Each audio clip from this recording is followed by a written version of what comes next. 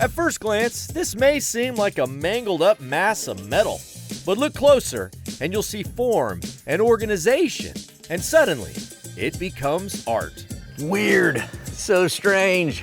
You know, I've been to a lot of strange places in Texas, and this is one of the strangest. We got bandsaws, we got bicycles, bowling pins, and that's just the bees. It's full of items, collected for over 30 years and then combined together, sometimes with wire, sometimes with concrete, or even hot glue. Not unusual to be walking around a cathedral made of junk. You gotta have a NASA nose cone. Bed frames, masonry work. Whoa, creepiest Statue of Liberty I've ever seen. Gives me those sensations that I'm playing at the dump without the risk of infection. Although you should probably be up to date on your tetanus shot if you come visit.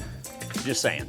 And while it may appear dangerous, it's actually very sound and safe, with multiple levels and plenty of nooks and crannies.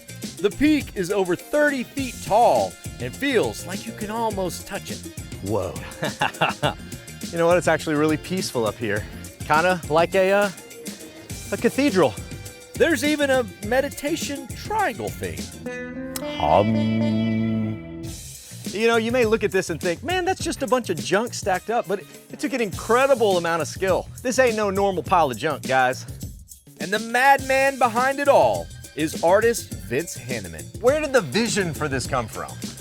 I didn't really have a vision. I've been building sculptures in the backyard ever since I was a kid. So it's just what I like to do. So do you have a welding gun, like the youth No, welding kit? This is all just MacGyvered. It's all puzzled and wired together. Puzzled and wired. That's a technique I've never heard in my life. It's like those finger things, you know? The more you pull on it, the more you're stuck. The harder the wind blows, the stronger it gets, maybe. And the more weight it has on it, exactly, it locks together. I told you it was sound. Vince even had an engineer sign off on it after the city of Austin threatened to tear it down. But eventually, Austin decided to respect its own motto. Well, the fact that it's still standing means that there is still a place in Austin's code for weird stuff, which I'm thankful for. You know, it took 7 months and 3 lawyers. And okay. Yeah. Sometimes you gotta fight for your right to junk. My mom started calling it the Cathedral of Junk, kind of, you know, tongue-in-cheek. Stuck like glue. Right. So then it got a life of its own. So are you very particular about the way it starts to get, come together? Or is it kind of a collective where people can sort of move and change things? Yeah, no, it's mostly me specifically doing something. Okay. And people suggest all the time what I should be doing. It is interactive that way. For instance, kids started coming, so Vince built them a slide. Woo! Oh, you're not even Oh, there's a little bit of dew on there. You need some soap? I need some grease. You got a guy that does that for you? Yeah, Todd, come grease my bottom. There you go. There you go. Bottom of the boots, that'll work better.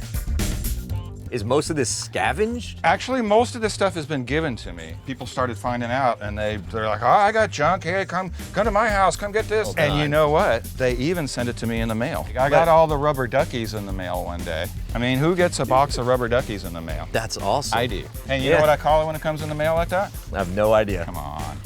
Oh, junk mail. Yay. You get much better junk mail than I get. To Vince, everything is part of the cathedral story and comes with its own mysterious backstory. It says donated by the Women's Golf Association, 1959. I always wonder what that really went to. Yeah. And are any of those ladies still alive? Are they looking for, someone to give their money to? And then this is like a punch clock, for at work, right? But you could tell it had been through a fire. Did somebody get fired? And then smash the time clock and then set fire to the place where he worked? This is definitely one of those weird things. But I always wondered about this leg, and it came with that running shoe on it. Was he a runner? Yeah, did he get a new leg? Did he ever go dancing? I always wonder about that leg. It's like, what is up with that leg? That's fascinating. In terms of art, Vince, you have built the most valuable pile of junk in the world. I'll say it.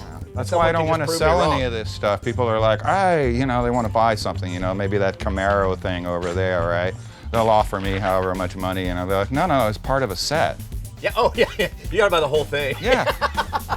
Can't break up the set. Yeah, of course not. Proof that one man's junk is another man's treasure.